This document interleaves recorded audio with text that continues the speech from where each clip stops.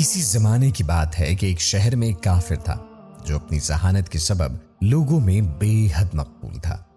اس کافر کی اہم بات یہ تھی کہ وہ مسلمانوں اور اسلام کے سخت خلاف تھا اور اکثر بیہودہ سوالات نکالتا اور لوگوں کو چیلنج کرتا کہ میرے سوالوں کے جواب دیں، اور اس طرح وہ اپنی غلیظ سوچ سے ان سب کو نیچا دکھاتا اور یوں اسے اپنی ذہانت پر بے حد غرور ہو گیا۔ ایک بار اس نے 3 سوال ایسے سوچے جن کا جواب بڑے بڑے عالموں کے پاس نہ تھا، اور اس کی عقل کا ڈنکا ایک بار پھر زور پکڑ گیا۔ سوالات کچھ یوں تھے۔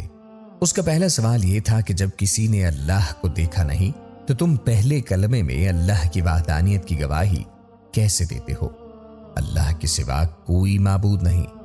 اس کا دوسرا سوال تھا کہ جب ہر چیز پر اللہ قادر ہے اور جو کچھ بھی ہوتا ہے وہ اللہ کی مرضی سے ہوتا ہے تو پھر کسی بری بات کے لیے انسان کیوں قصوروار کہلائے گا؟ اس کا تیسرا سوال تھا کہ جب شیطان آگ سے بنا ہے اور اللہ فرماتا ہے اسے قیامت کے دن جہنم کی آگ میں ڈالا جائے گا تو اس سے اس کا کیا بگڑے گا؟ بھلا آگ پر آگ کا کیا اثر ہوگا؟ یوں اس نے اپنے سوالات پیش کیے لیکن کوئی بھی اس کے سوالوں کے جواب نہ دے سکا۔ کچھ دن گزر گئے۔ ایک دن وہ کافر کسی کام سے شہر سے باہر نکلا۔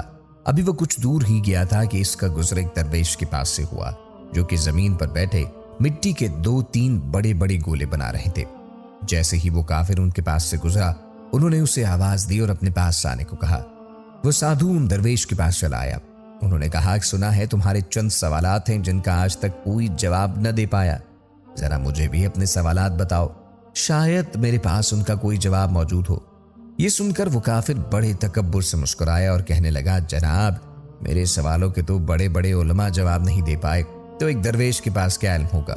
یہ سن کر وہ بزرگ مسکرا دیے اور کہنے لگے، اپنے سوالات بیان کرو۔ اب ایک ایک کر کے سادھو نے اپنے سوالات دہرانے شروع کر دیے۔ کہنے لگے، میرا پہلا سوال ہے کہ جب کسی نے اللہ کو دیکھا نہیں تو تم پہلے کلمے میں اللہ کی وحدانیت کی گواہی کیسے دیتے ہو کہ اللہ کے سوا کوئی معبود نہیں؟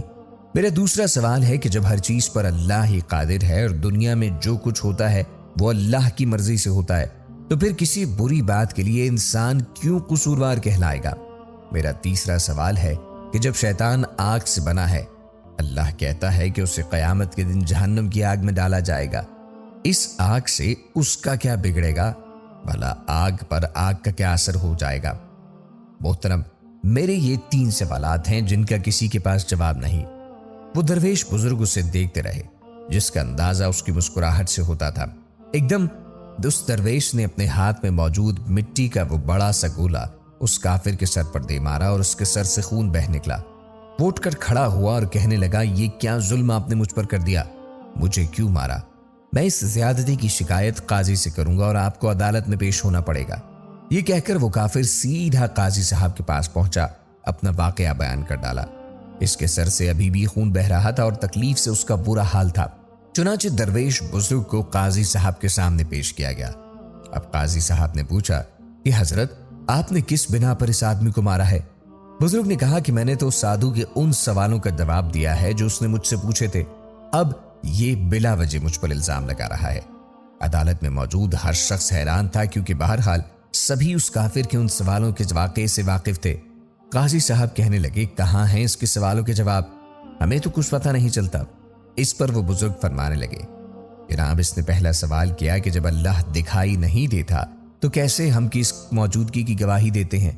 تو اس کا جواب اس کے مجھ پر لگائے گئے الزام میں ہے۔ اس نے کہا کہ مجھے سر پر چوٹ لگنے سے درد ہو رہا ہے، لیکن کیا اس بات کا اس کے پاس کوئی گواہ موجود ہے؟ وہ کافر بولا، اس بات کا گواہ کیسے ہو؟ درد تو مجھے ہو رہا ہے نا؟ درویش نے کہا کہ ہم یہ کیسے مان لیں کہ تمہیں درد ہو رہا ہے؟ تو سادھو بولا، کیونکہ درد مجھے محسوس ہو رہا ہے۔ اس پر بزرگ نے فرمایا، ٹھیک اسی طرح جیسے تمہارا درد دکھائی نہیں دے رہا مگر تم محسوس کر رہے ہو، ہمیں بھی خدا دکھائی نہیں دیتا پر ہم اسے ہر وقت اپنے ساتھ محسوس کرتے ہیں کیونکہ دنیا میں اس کی قدرت کے نظارے جگہ جگہ موجود ہیں۔ وہ کافر حیران ہو کر کہنے لگا، چلو مان لیا کہ پہلا جواب مل گیا، اب میرا دوسرا سوال۔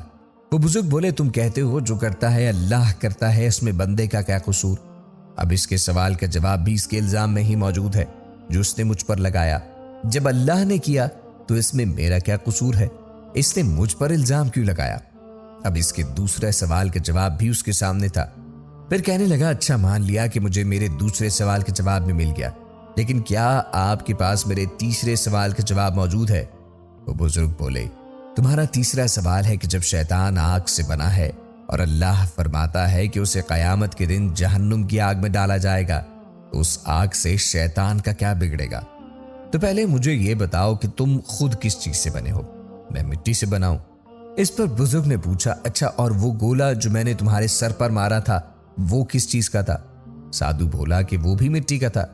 इस पर दरवेश ने कहा कि बिल्कुल ठीक, जैसे तुम मिट्टी से बने हो और वो गोला भी मिट्टी का था जिससे तुम्हारा सर फट गया। अगर ये तुम कहते हो कि शैतान आग से बना है और उस पर जहन्नुम की आग का क्या असर होगा, तो इसी तरह तुम्हें भी मिट्टी के गोले से कुछ नहीं होना चाहिए था, लेकिन तुम्हारा सर जख्मी हो गया। बिल्कुल ऐसे ही कयामत के दिन दोज़ख की आग शैतान को पाश पाश कर देगी। वो साधु बहुत हैरान था, हत्ता कि अदालत में मौजूद हर शख्स हैरान था कि कैसी हिकमत से दरवेश ने उस काफिर को लाजवाब कर दिया। वो काफिर बोला, मैं भी अपनी हिमाकतों से तौबा करता हूं और अल्लाह पर ईमान लाता हूं।